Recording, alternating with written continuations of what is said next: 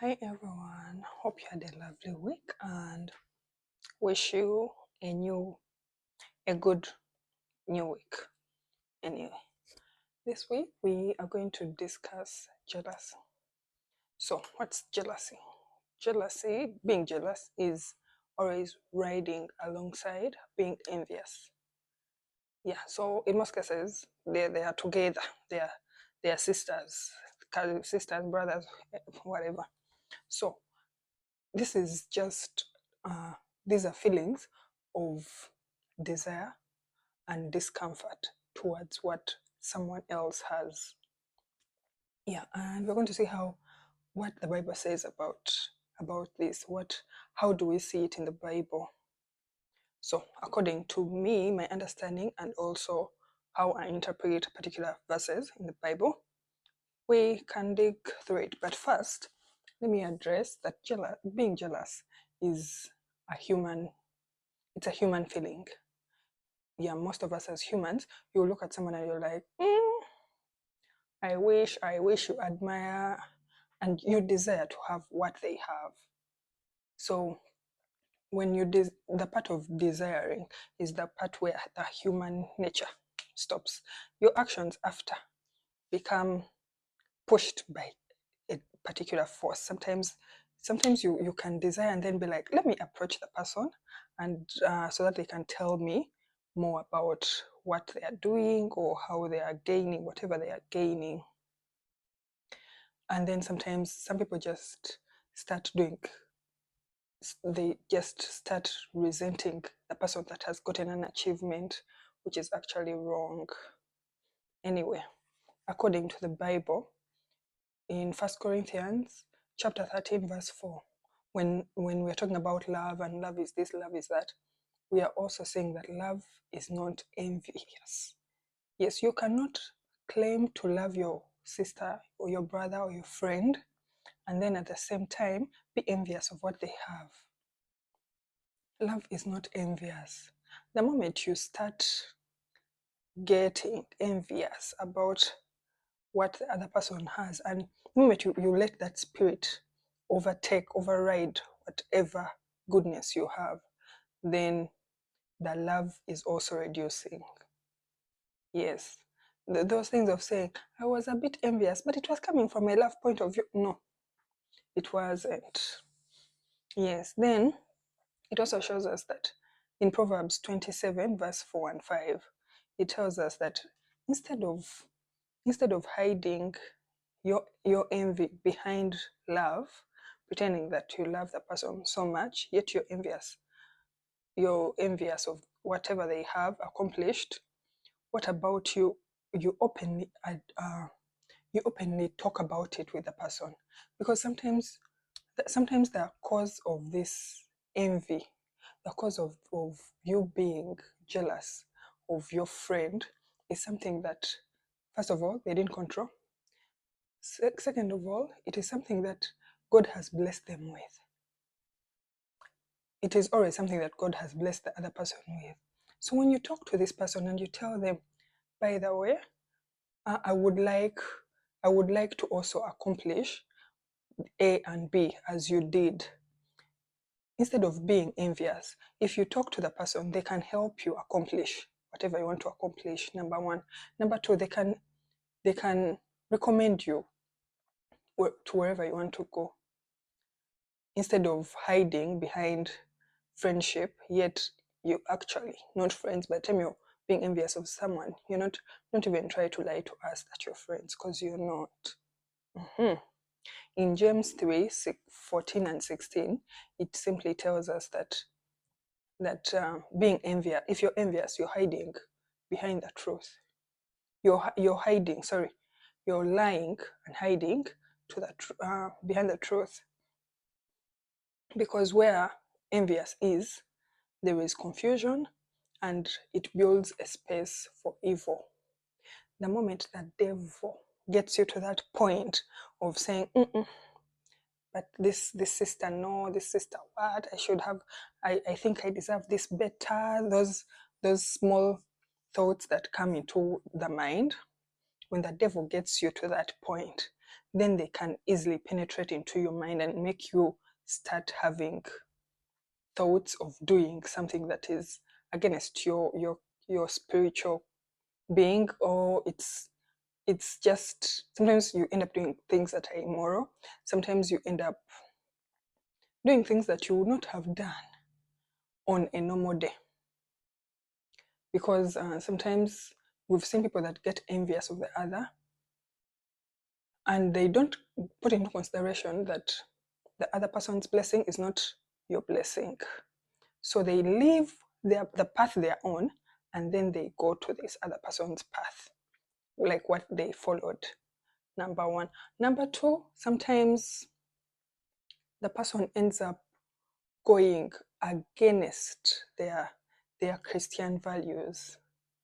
Totally, they'll be corrupt, they will steal, they will commit all kinds of sin just to prove that they can also reach the other person's level, or they can achieve whatever the other person has achieved. So jealousy and envy gives space to the devil to do with you all he would want to do with you. Then in Job 5:2, we also see further how the devil uses envy to penetrate through man. Because in Job chapter 5 verse 2, it simply tells us that envy slays a simple man.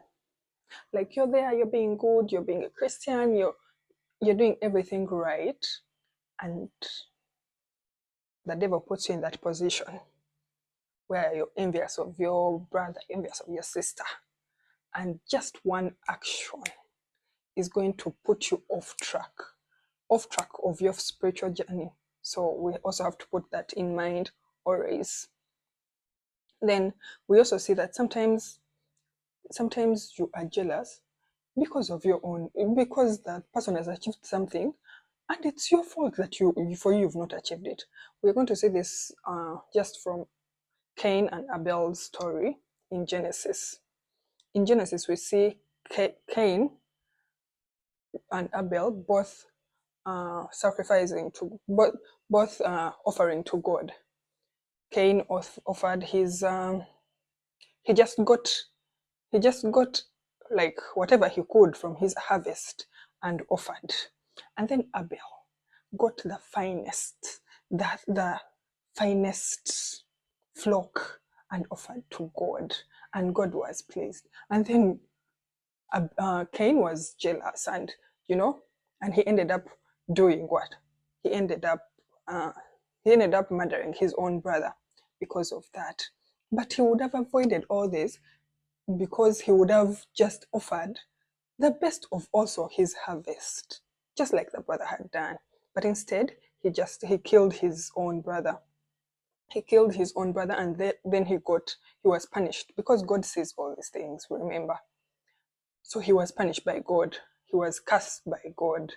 Yes. And then sometimes we see that you may be jealous of your sister or your friend, but let's remember that their blessing will never leave them. The favor they have will not leave them. When you're envious and you try to overshadow my blessing, because you're envious, oh, am I in this, am I in that, am I in what?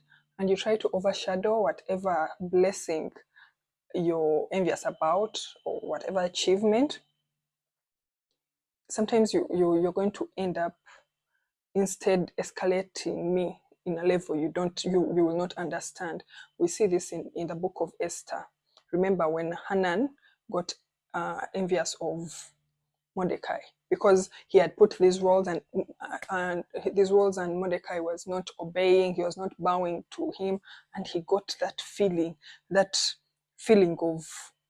of envy towards him. So he went and reported to the king and all that, and the king just looked in the records and realized that but this Mordecai man, first of all, he has once saved me from death.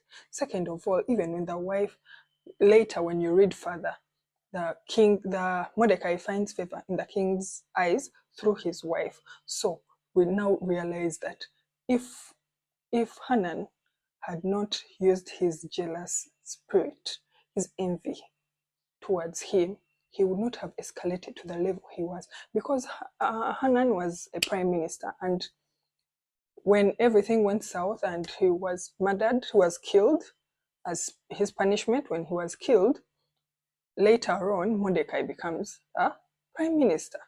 So sometimes you're envious of someone, and that envy is going to instead help that person to get better, because God is going to bless them even more. Sometimes you're envious of your friend for achieving something, or for gaining a particular position, but instead God is telling you, calm down, because that friend is going to help you at a particular time. That position that that person is in is going to help you at a particular time. That person is the one you're going to make that phone call to, and they will be of great help at a particular time A and B. So sometimes we always see that being envious, first of all, it damages your spirit. It instead of sometimes it doesn't really hurt the other person. Sometimes it's you who's going to keep on getting angry and focusing, putting all your energy in slandering the person, instead of putting your energy in achieving the purpose that God has actually designed for you.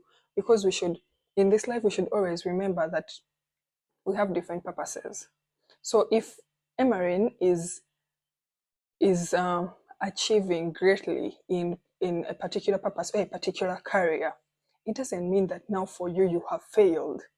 So you don't need to be jealous of them. You don't need to get that resentment towards them, because they may be achieving that in that particular career, and then you will achieve it career B, and you'll be great. The table is too big. We can all fit in different aspects. We can all fit. Everyone can succeed. We do not have to succeed in the same path, and your journey does not have to be my journey. So if sometimes you're jealous that, oh my God, she has got it. Why would she get that? Meanwhile, the person you're jealous of, well, let me say career-wise, the person you're jealous of, they have worked hard, they have prayed, they have studied. You're being envious of someone that has 2 masters, what they have invested in this. And for you with your degree, you wanted that same position, and you're angry. You don't have the experience, you don't have the academic documents, so why are you angry?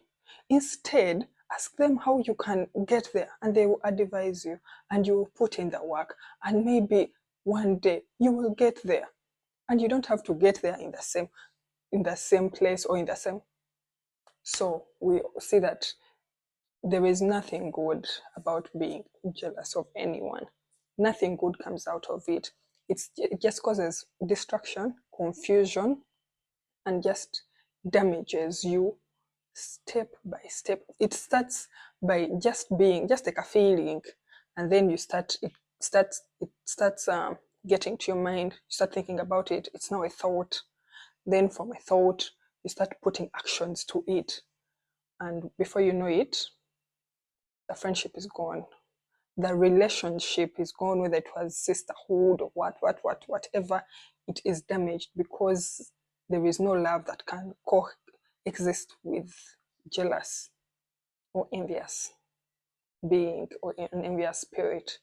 So yes, in this new week, as we celebrate Easter, may this spirit of jealous and envy also be crucified on the cross with Jesus Christ, and for it may it not even resurrect, as our Lord resurrects on Easter. For it may it not resurrect, may it stay there forever.